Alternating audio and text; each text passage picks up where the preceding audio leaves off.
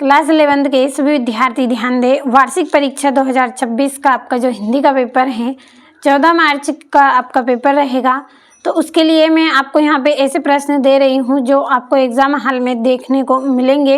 हो सकता है कि जो प्रश्न मैं आपको बता रही हूँ यही आपके रहें, तो आप पूरा वीडियो लास्ट तक देखें। इम्पोर्टेंट आपकी यह क्लास है, पूरी आप कंप्लीट करें।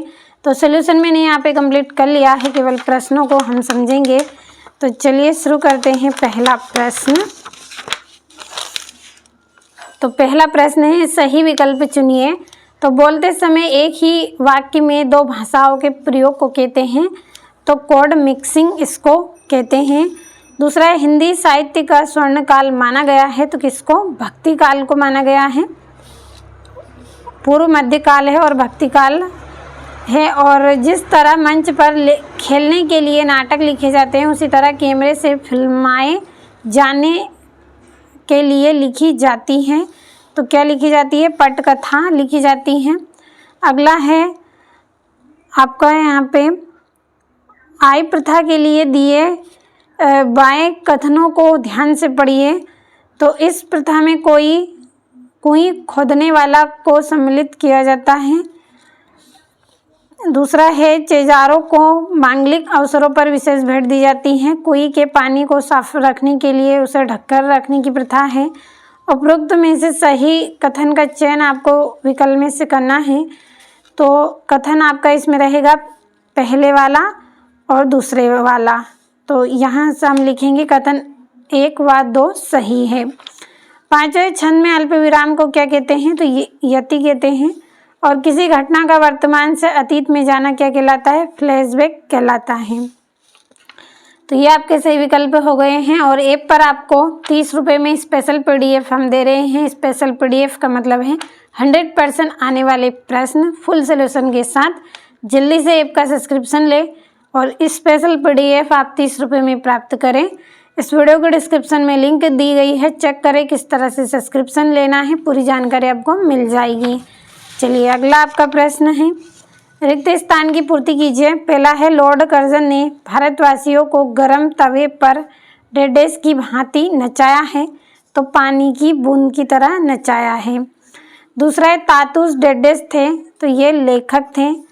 तीसरा है घर की याद में कवि के स्मृति संचार में उनके डेडेस एक एक कर शामिल होते चले गए, तो परिजन। अगला अर्थ के आधार पर वाक्य डेडेस प्रकार के होते हैं? 8 प्रकार के। पांचवा संचार प्रक्रिया में निहित अर्थ को समझने की कोशिश डेडेस कहलाती हैं, डिकोडिंग कहलाती हैं। अगला आश्रय की चेष्टाएं डेडेस कहलाती हैं, अनुभाव कहलाती हैं।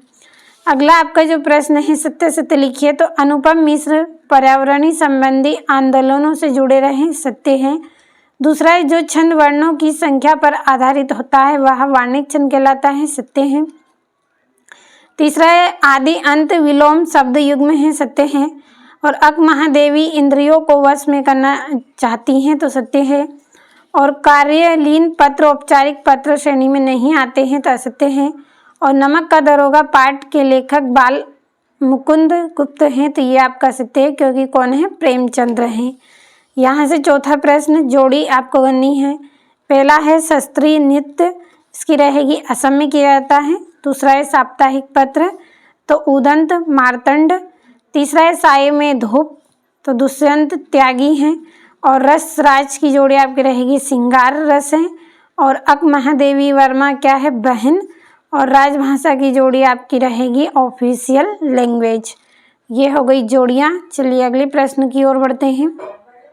पांचवा जो प्रश्न है आपका, एक वाक्य में उत्तर दीजिए। तो कोमल कांत पदावली किसकी शैली में पढ़ना बुरा है? तो शांति की शैली में पढ़ना बुरा है। दूसरा है जामुन का पेड़ पाठ के माध्यम से किस व्यंग पर किया गया है? तो सरकारी कार्यालयों पर किया गया है। तीसरा है मियां नरुसुद्दीन कितने प्रकार की रोटी बनाने के लिए मशहूर थे? तो 56 प्रकार की। चौथा है संकेतवाचक वाक्य का एक उदाहरण दीजिए। तो चलिए इसका एक उदाहरण हम कंप्लीट कर लेते हैं। तो यहाँ से चलिए हम यहाँ पे लिख लेंगे। मैं यहाँ पे लिख रही हूँ मैंने पूरे दिन काम किया। ये आपका संकेतवाचक वाक्य है। और यदि आप लिखना चाहें तो मैं और आपको बता देती हूँ, बास्केटबॉल बेसबॉल से ज़्यादा मज़ेदार है, या फिर क्या आपको कॉफ़ी पसंद है। तो मुझे ये वाला अच्छा लगा है जो मैंने लिख दिया है। अगला है, पास के अनुसार किसकी लौ में पढ़ना बुरा है, तो जुगनू की लौ में पढ़ना बुरा है। अगला है, अलो आधारी का अर्थ है तो अंधेरे से प्रकाश की ओर। तो ये हो गए हैं एक वाक्य में उत्तर। छठा प्रश्न, रीतिकालीन काव्य की 2 विशेषता लिखनी है। घर की याद कविता में कवि ने पिता की किन किन विशेषताओं को बताया। कलकत्ता पर बजर गिरे, चंपा ने ऐसा क्यों कहा। और माधुर्य गुण की परिभाषा उदाहरण सहित लिखिए। सोटा छंद की परिभाषा उदाहरण सहित लिखिए। नवे में स्थायी भाव तथा संचारी भाव में 2 अंतर लिखिए। और मुक्तक काव्य किसे कहते हैं। और द्विवेदी युग के 2 प्रमुख निबंधकारों के नाम और उनके एक एक रचना का नाम आपको बताना है। तो यहाँ से आपका जो अगला प्रश्न है 11वां, लता के गायन की विशेषता लिखनी है। राजस्थान में कुएं खोदने से के क्या क्या लाभ हैं। 12वें में मास्टर त्रिलोक सिंह के किस कथन को लेखक ने जबान के चाबुक कहा है और क्यों। और पाथर पांचाली फिल्म की शूटिंग का काम 2.5 साल तक क्यों चला। 13वें में निपात शब्द किसे कहते हैं, किन्हीं 2 निपात शब्द के प्रयोग से एक एक वाक्य बनाकर लिखिए। राष्ट्रभाषा और राजभाषा में अंतर लिखना है। और अर्थ के आधार पर वाक्य कितने प्रकार के होते हैं नाम लिखिए। और यहाँ पे निर्देश अनुसार वाक्य को परिवर्तन करना है आपको। और जनसंचार के कार्य लिखिए। और भवानी प्रसाद मिश्र अथवा दुष्यंत कुमार की काव्यगत विशेषता निम्न बिंदुओं के आधार पर करनी है। 2 रचना, भाव पक्ष, कला पक्ष।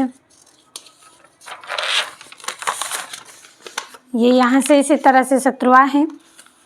18वें में चरित्र सबसे बड़ा धन है का भाव पल्लवन करना है। और यहाँ से आपको निम्नलिखित का पठित गद्यांश कंप्लीट करना है। ये यहाँ पे इसके प्रश्न हैं। ये यहाँ से आपका अथवा है। और ये यहाँ से संदर्भ प्रसंग व्याख्या करनी है आपको 20वें प्रश्न में। चलिए अगले प्रश्न की ओर बढ़ते हैं। तो ये यहाँ से आपका 21वां है जिसमें संदर्भ प्रसंग व्याख्या करनी है आपको।